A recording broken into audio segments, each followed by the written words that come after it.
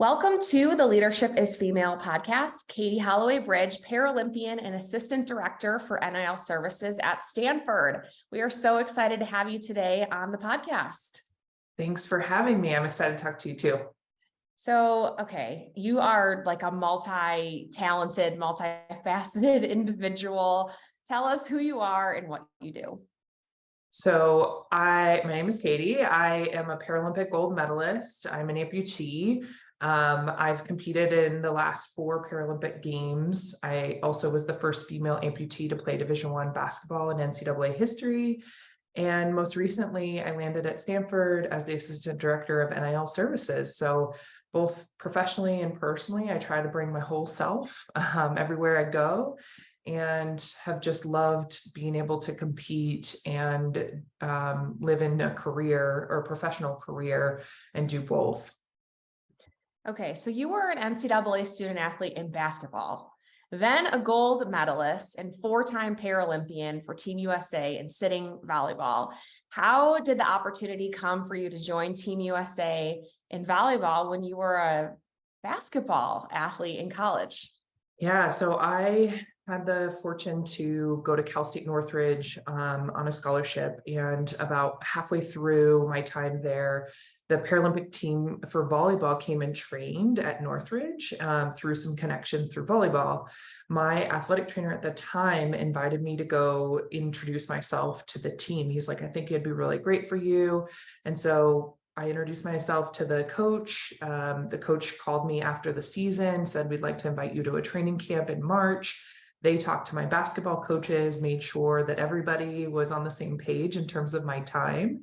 And then when they offered me the opportunity to go to a training camp in Atlanta that year in March of 2006, I called my mom because, at 18 years old, 19 years old, you call your parents for everything. And my mom was like, I think this is a great opportunity. You should try. So I was flown to Atlanta, and the rest is kind of history. I was scared out of my mind. It was like one of the first times I'd flown by myself.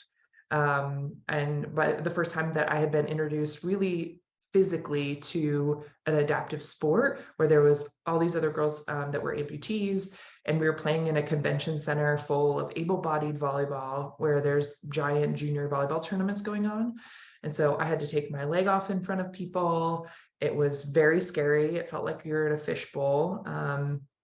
I didn't love the sport immediately, but I loved everything about how it was changing my life and who I was as a person with a disability, as an athlete with a disability. So that's sort of my quick version of how I got introduced to it. And like I said, the rest is history, but really there's a lot of history there too. Yeah, a lot of history. A 4-time Paralympian and gold medalist. Talk to us a little bit what it's like to be on Team USA, participate in the games and the competition, training, travel, teamwork, being a Paralympian. We chatted briefly about some of the awesome experiences that you get when you're getting fitted for your outfits, for walking in the parade, and just all that excitement around the games. What was that like for you? Yeah, so being a part of Team USA is a very unique experience that very, small amount of people get to be a part of. And I'd say being a part of the Paralympics for the last 16, 17 years, I've seen a lot change.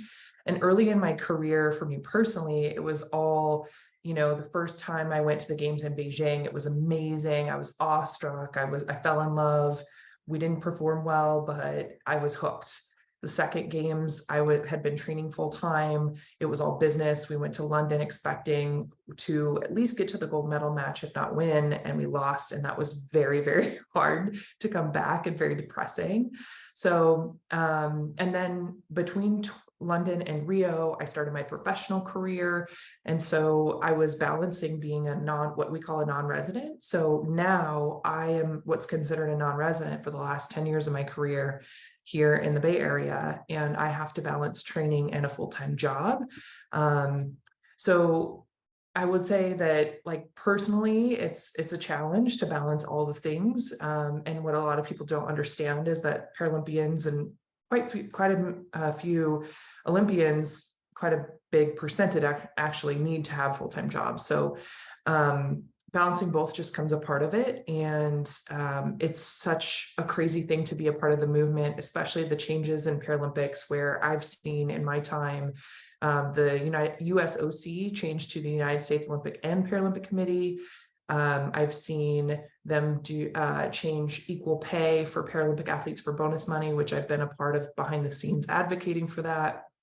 And in 2019, I got to be the flag bearer, which is one of the best, most humbling moments, because you actually get to walk in front of your peers who have voted for you to be that person. So in the 2019 Pan Am Games, I got to be flag bearer, which meant everything to me, because it was like full circle moment. Like I had advocated for the people behind me, and it was just a really special moment. So Team USA is a unique crowd and a unique club to be in, and I love it. I love competing, especially with my team, and it's changed a lot.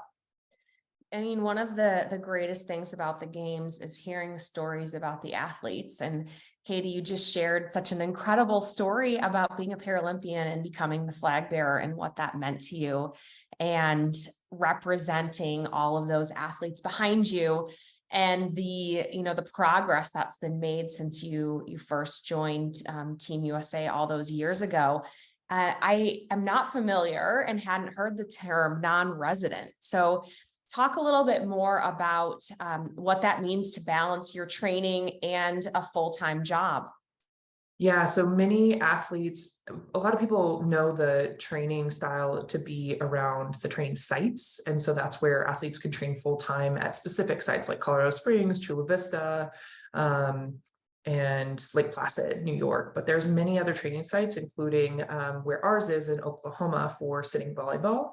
And our resident athletes train there full time. So that's most of this. The schedule is like 8 to 12 every day, where they have practice and lifting and other activities weekly. And that's what we consider full-time resident, where they have houses to stay in. And I used to be there from 2008 to 2012. And now as a non-resident, I have to make my training myself. So I had to find a gym. I had to find a strength coach. I have to find my own recovery. I have to build it myself. And I have in the last 10 years here in the Bay Area. So I'm a non-resident, which means just a category that gets less pay and less resources to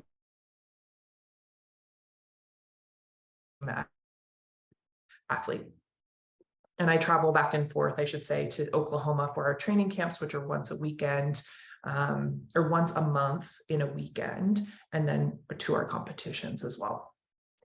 Wow. And you're a new mom. So not only are you working full-time, you're still training full-time, traveling once a month, but now you're a new mom. So absolutely have a full plate. What has the last couple of months been? Well, I shouldn't say last couple of months, because of course you were pregnant first. So what has this been like for you? And how has this like transition, this new chapter in your life, how do you think that's going to influence what's next?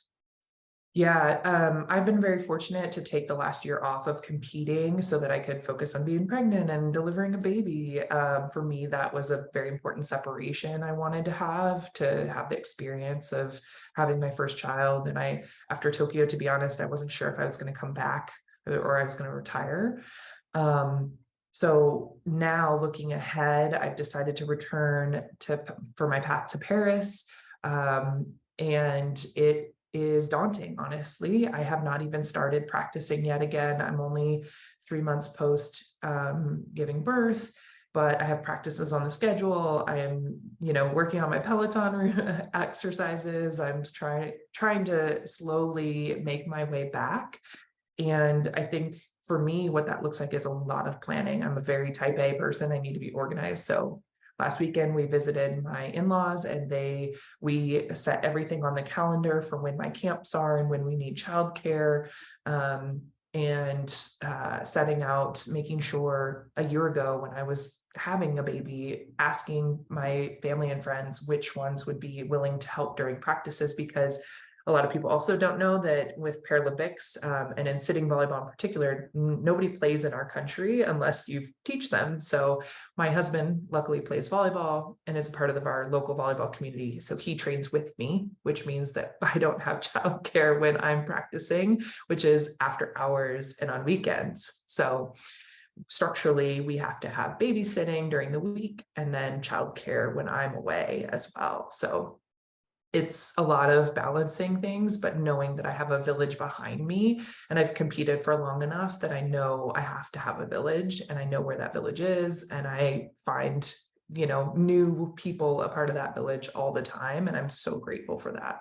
Well, if we didn't shout it enough on this podcast, women are amazing. Like listening to you discuss what life is like for you to achieve and go after your dreams, and thinking about what this is going to show your child is just remarkable on what their mom can do. I absolutely love it. So tell me, what is your favorite Paralympics memory and why? Oh my gosh.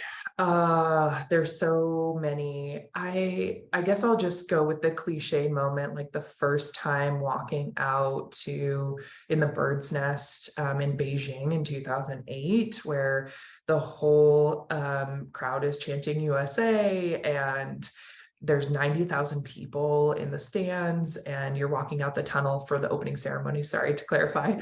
And there's just 1,000 lights on you and you're chanting USA, and it like literally gives you goosebumps, and it is the most alive feeling you've ever felt. So I think that's one of them.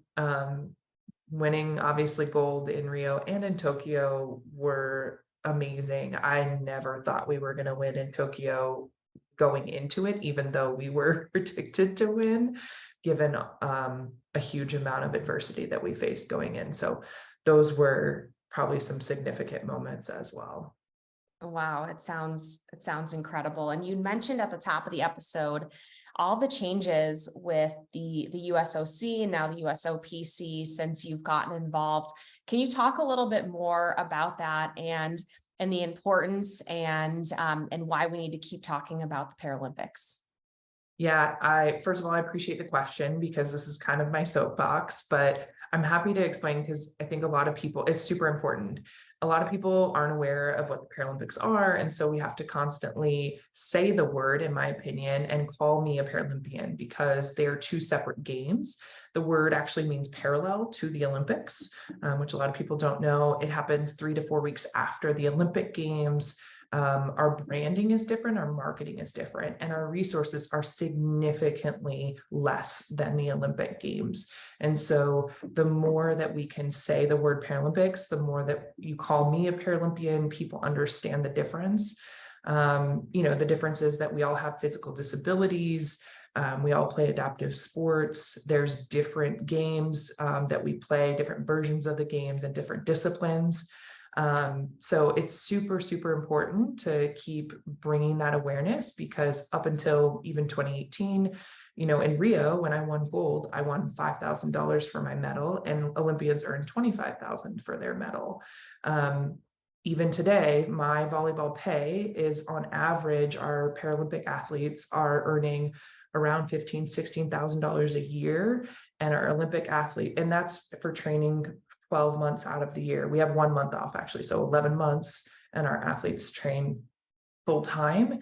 And then our Olympic athletes are training 4 to 5 months out of the year because they play professionally overseas, and they're earning $25,000 per year on average. So our disparity is very, very broad. And by the way, those are kind of outdated numbers. It may have changed recently, but we're definitely not equal still. And so all the more reason why it's so important to me to keep talking about these, to keep bringing awareness to Paralympics and what it is, and for people to really understand we're elite athletes too. What an important conversation, and I'm honored to be able to bring more of that dialogue to life here on the podcast. And aside from advocating for Paralympians and your day job, which we're going to get into in a moment, I want to talk about your mentoring of athletes, especially women and girls, to follow their passion and develop identity outside of sport. So what does this entail? Where do most athletes struggle? What resources do you think are necessary? And how much does ego or identity play into this from what you've seen? And what has been the most helpful to these athletes to discover and define a new identity? Yeah, women athletes, I think all athletes in general, define their identity on their success of their sport. And that's just how our culture and our upbringing raises us, is to define ourselves by how successful we are or not, right? And our failures. And so we heavily entrench our identity in who we are as an athlete.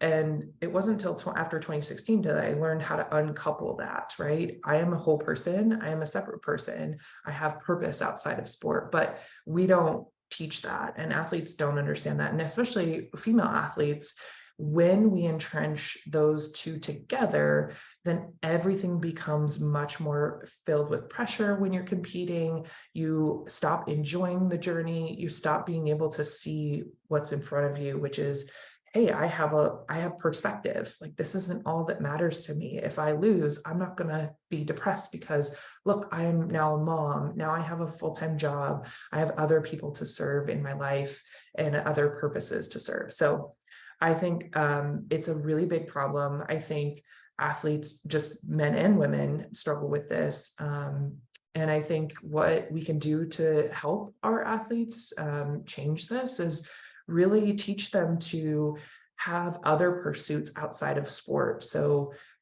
making sure that they're getting experiences, volunteering, getting experiences, whether it be short internships or even NIL opportunities that give them these outside of sport experiences that are life experiences that either light them on fire or don't, and teach them a little bit more about who they are as a person and as a whole person outside of sport. I think it's such an important conversation. And I love what you said there about uncoupling the athlete and the person. And I think it's also applicable for many women who are so entrenched in the identity that they hold in their title of their job.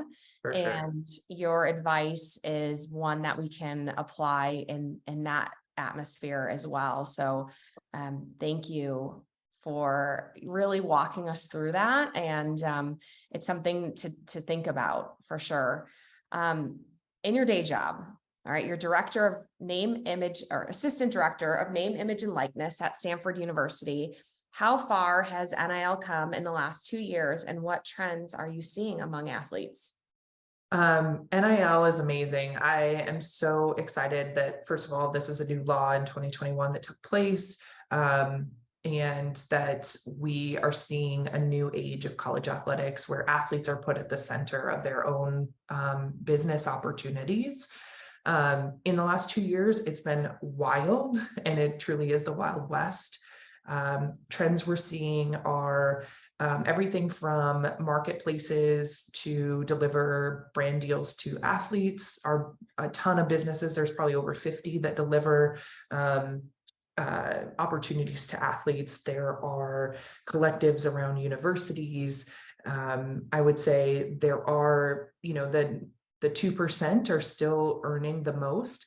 But one of the coolest trends that I'm seeing is, because of social media influencing is also a part of our culture now. It is changing NIL and how it's done. And so for me as a woman, I love to look at the differences in gender of NIL and see our women are killing it. Why? Because they hustle. They know how to hustle. They know how they have to hustle. And in order to earn those brand deals, they do the social media influencing, which they were already doing before. And now they're able to earn off of it. So our women are killing it. And it is a huge opportunity in the NIL space for women to earn in that under the 98% and below, because whoever does hustle, whether it is men or women, they're earning because they're hustling. So it's an opportunity for all athletes to earn off of it. And I would say that's the biggest trend I'm seeing, is that we're not counting out women. We're actually seeing a rise in interest in women. Such a great story for this month, as we're inside Women's History Month recording this episode, and love to dive more into women's sports and champion women. So what do you think is the most popular way that brands are engaging with these college athletes? The most popular way is definitely through social media.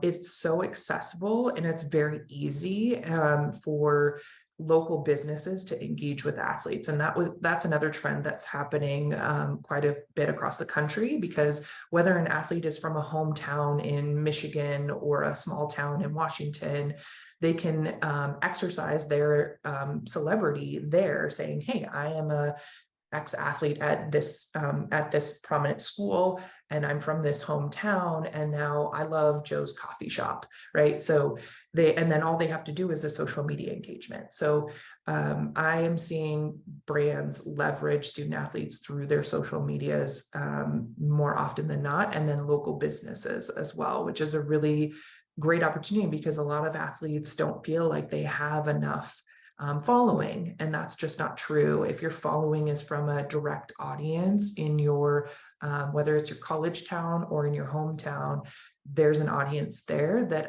a small business would like to have. What's been the biggest success story you've seen with one of the athletes from Stanford that has really made that connection in the community and monetized their name, image, and likeness? We have a track and field athlete who was an interim freshman, and she did really well in her world championships. I don't know much about her career before that, but coming into Stanford, I was talking to her mom, I was talking to her, and they were really leveraging their hometown connections before she even got to Stanford, and while she was at home before she stepped foot at Stanford. And so they had a billboard, she shot a commercial for a local PT company. It was quite the spectacle for a hometown, but it was exactly what I'm talking about, which was really, really cool. And now she's doing amazing at Stanford as well, and breaking school records. And so it was kind of fun to hear that all transpired before she got here, but it all transpired after her world championship success as well. And I think, at the time she maybe had less than 10,000 followers, but her hometown was doubling down on her. Love it. How do you think your experience helps you succeed in your role? So I love saying this to my athletes at Stanford. We have 36 sports, and we have basketball and football, but we also have a ton of Olympic sports. And I love telling them, hey, I'm a Paralympian. And I bet you haven't heard of sitting volleyball or the Paralympics. And yet I have a top sponsor in Adidas. And it's possible. And I had, not very many following when I did get that sponsorship. I'm not saying that's exactly what will happen for them, but through a lot of hustle and going to branding conferences and learning that you as an athlete, whether you have a big following or not, can obtain these sponsorship deals.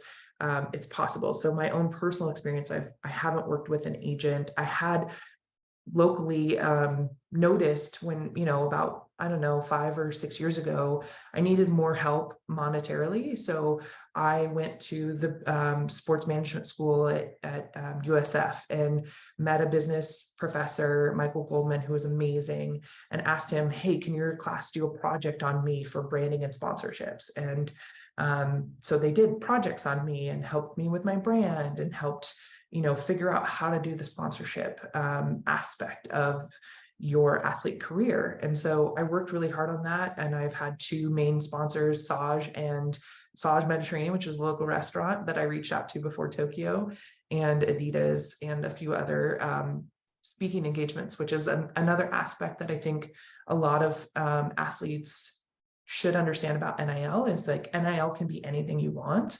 And for me, speaking engagements has been very fruitful using my NIL for that too. So it's a lot of personal experience that I draw from.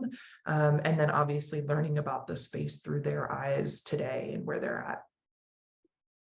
at. That's remarkable. And I think one of the best ways to gain that trust with the athletes you're working with is like, hey, I did it, and here are some of the keys to success. So what a smart position for you to be in, and yay for Stanford to be able to have you as a part of their team.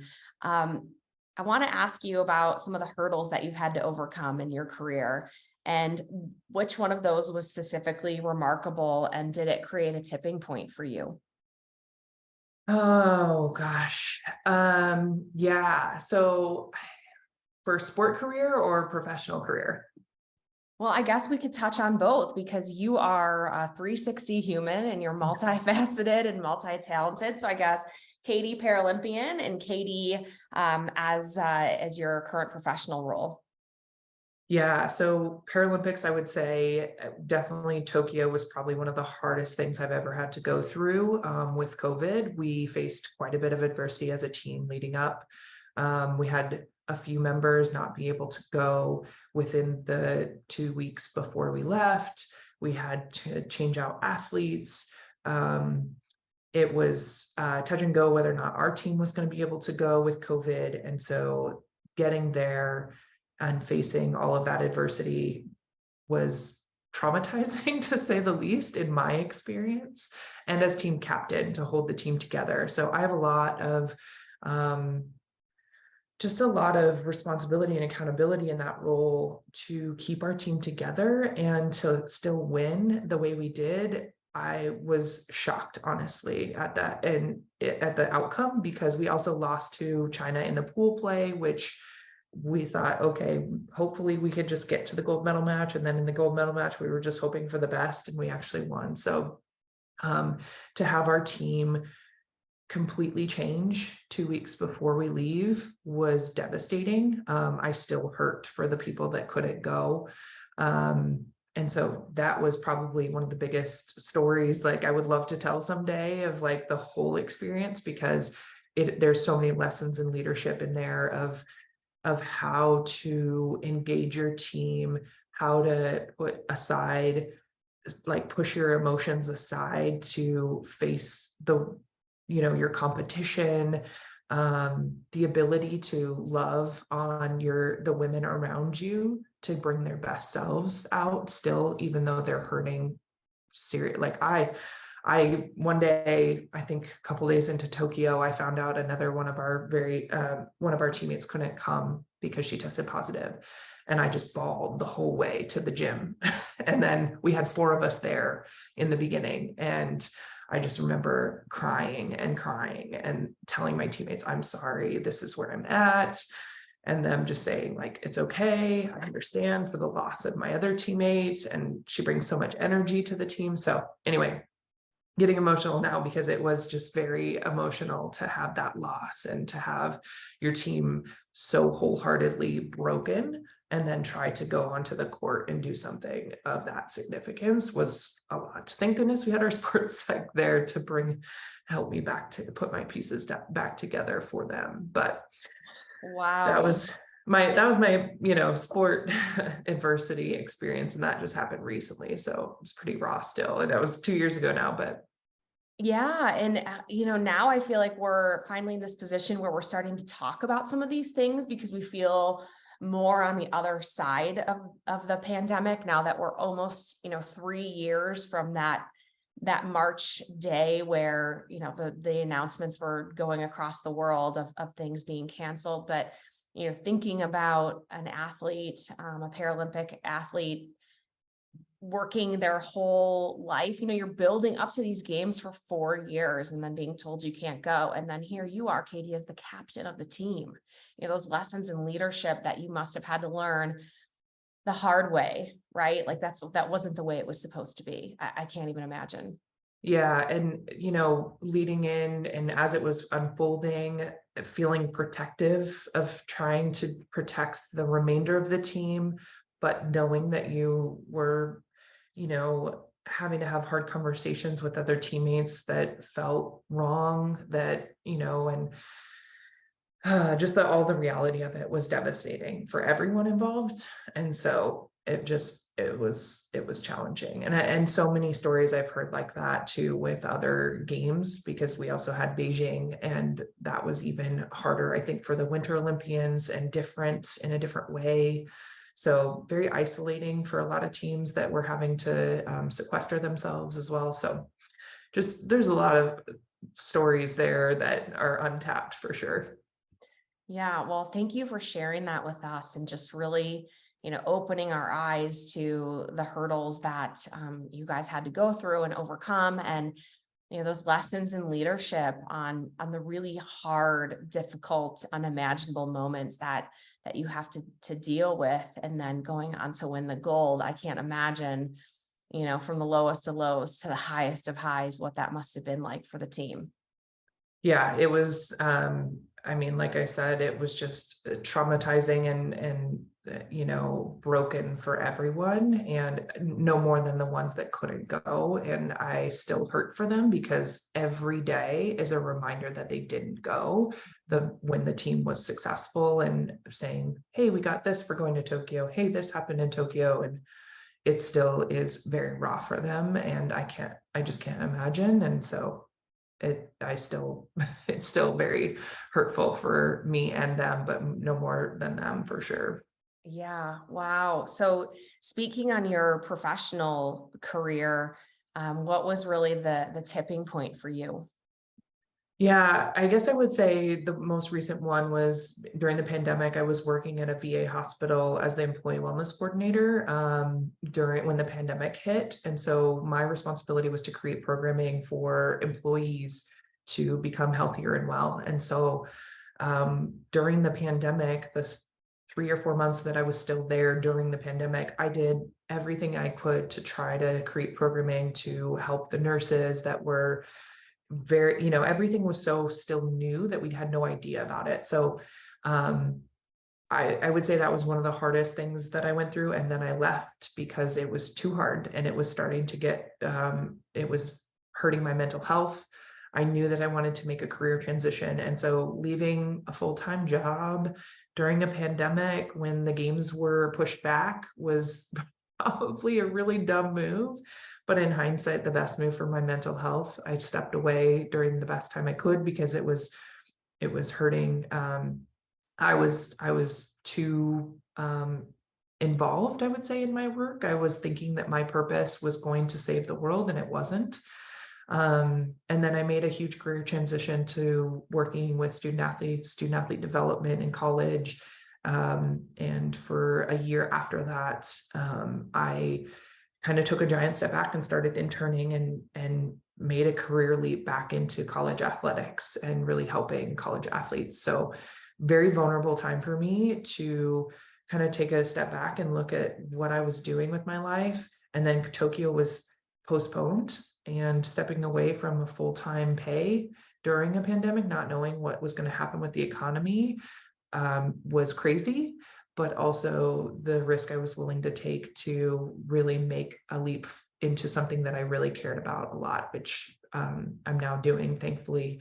But after Tokyo, I finally got this role for NIL, which in my opinion is the same thing as student athlete development, where we're taking athletes' identities, helping them really show the world and capitalize off of it with sponsorships and brand partnerships.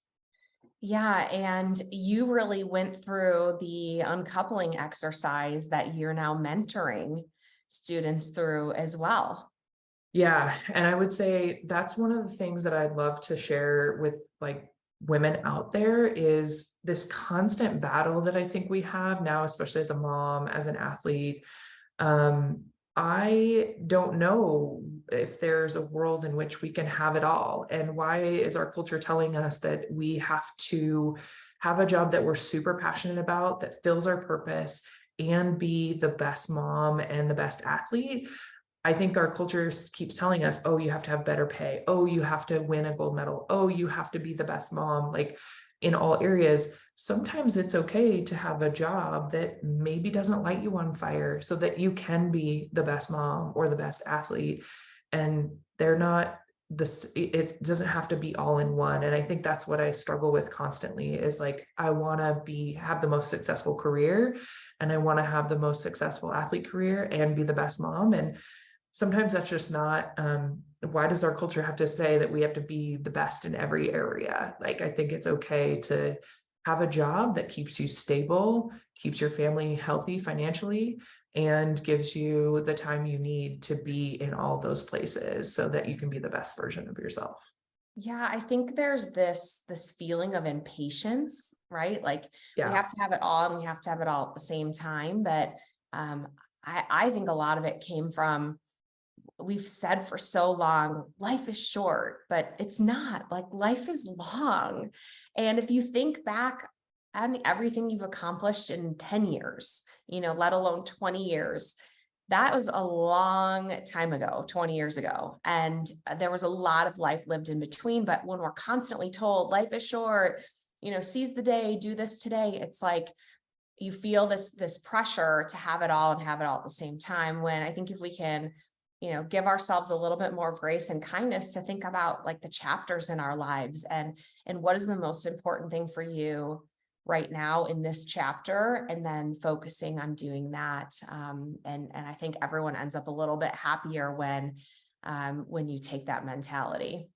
It's much harder to sit with where you are and find the joy and find the success in where you are, rather than look ahead and say, I want that, I want that. It's so easy to do that, but it's almost like you're fighting against the world or the people around you to be like, I love that my daughter is like, 3 months old or almost 3 months old, and I love that I get to spend time with her. And I'm not looking forward to, I don't have to look forward to, when she's walking or whatever. Like, just sitting with where you are is much harder to do, but it's so much, like, you can, like, I love Brene Brown and all of her,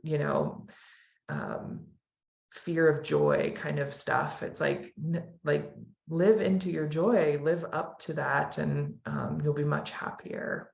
Yeah, I mean, certainly goal setting, but don't get so distracted by the what's next that you forget about what's today, and taking time in those moments. And, you've been a person who has really applied those goals and willpower throughout your whole career to achieve all that you have. What has really been that driving force? Like, how do you have the willpower to do all that you have accomplished? I think the two things that constantly drive me for the motivation that I have are, one, proving people wrong. So I have a giant chip on my shoulder. When I was younger, I was bullied, I was picked on, I was told I couldn't do things. I grew up in a small community where I was the only person with a disability, and I got cut from sports teams. So that has really ingrained something in me that lights me on fire to like do more and surpass all of people's expectations of me. And I think the thing that drives me more now than that chip, because I feel pretty accomplished now and I feel like I've put my place in the world. The thing that really drives me is when I get to go back and talk to other girls. And can you hear me still? Uh-oh.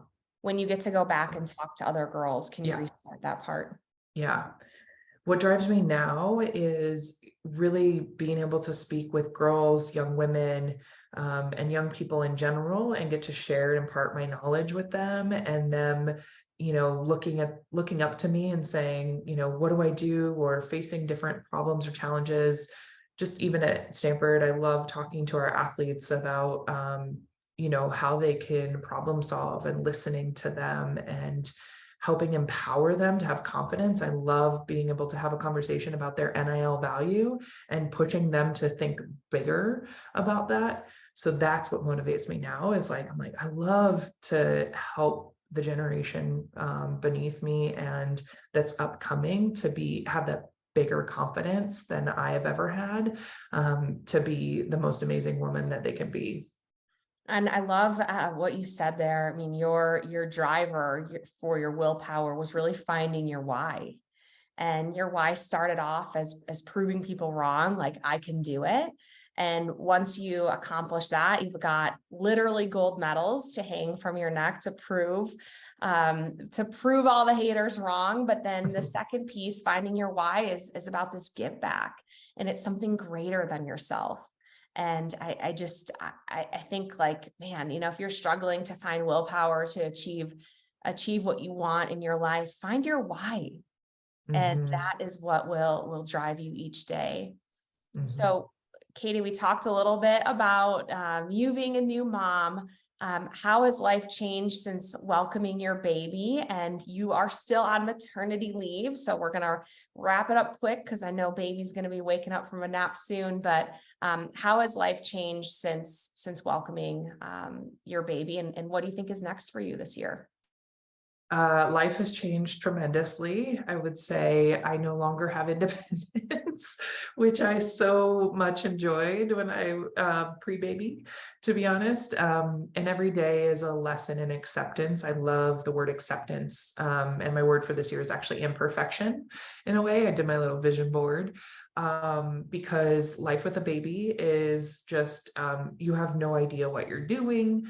You're questioning everything, and yet you're trying to have the baby be the best they can. And my baby Claire is the most perfect baby in my opinion. She hardly ever cries. She's like goes to sleep at night on cue. She's already sucking her thumb to self-soothe. Like, she's a perfect baby. But for me, I'm always striving to be what I heard was an A+ parent, and that some doctor said, just be a B, they're fine. So that's what's changed, is just like, I am learning to accept more in different ways.